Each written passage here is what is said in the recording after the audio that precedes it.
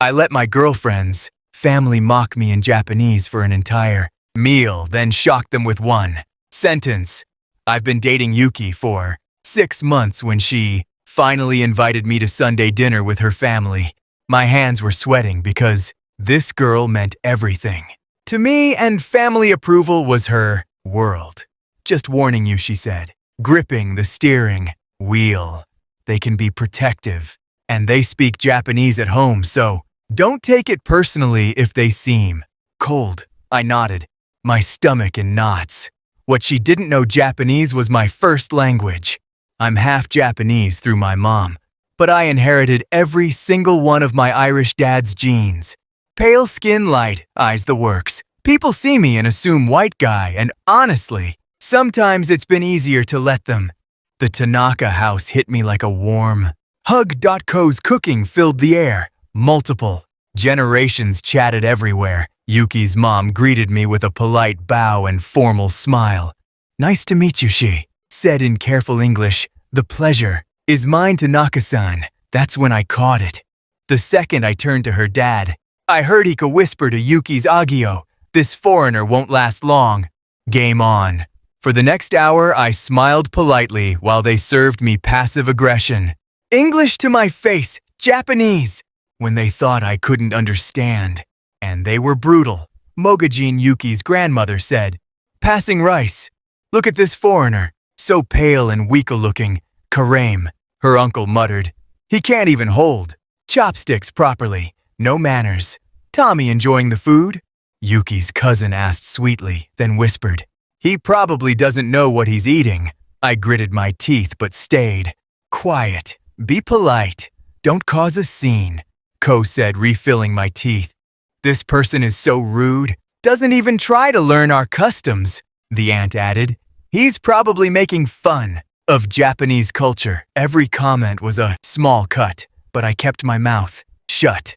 Yuki tried, including me switching languages, looking frustrated as conversations kept drifting to rapid Japanese that shut me out.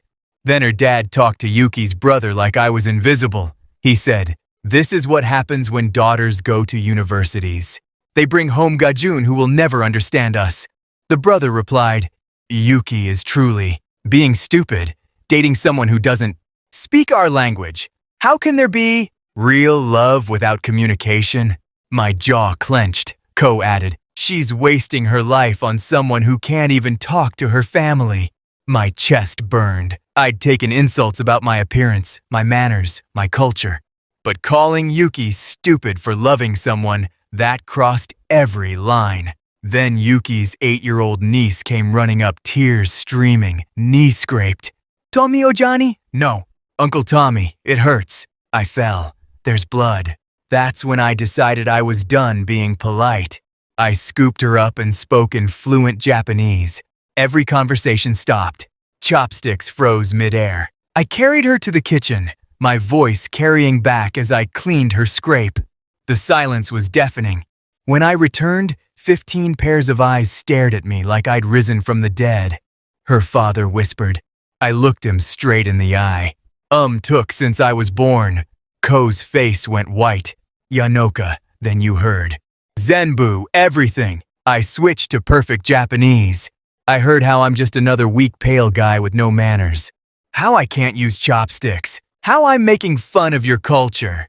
But what hurt most was hearing you call the woman I love stupid for choosing me. Complete silence. My name is Jacob Yamamoto Okanor. My mother is Yamoto Miko from Kyoto. I was raised speaking both languages. Spent summers with my Obachan, and yes, I know authentic Japanese culture. Yuki's grandmother stood up, tears streaming. Tommy-kun go nasai, I'm so sorry. I stayed quiet to show respect, I continued. Even when you talked about me like furniture, even when you questioned whether I could truly love Yuki. The little niece tugged my shirt. Tommy Oji-san, tell them about Obachan's garden. I looked around the table, then at Yuki, who was staring like she'd never seen me before. Maybe another time, I said softly. I kissed Yuki's forehead. I'm going home. You have family business to handle. 2 days later, her dad called. Jacob-kun, We owe you an apology. Come back this weekend. Ko wants to make her Obachan's Katsu, only if you keep speaking Japanese. I'm dying to tell you about the time my Obachan chased door-to-door salesmen with a bamboo broom. That weekend, the niece introduced me as Tommy Ojisan, who speaks 2 languages and tells the best stories.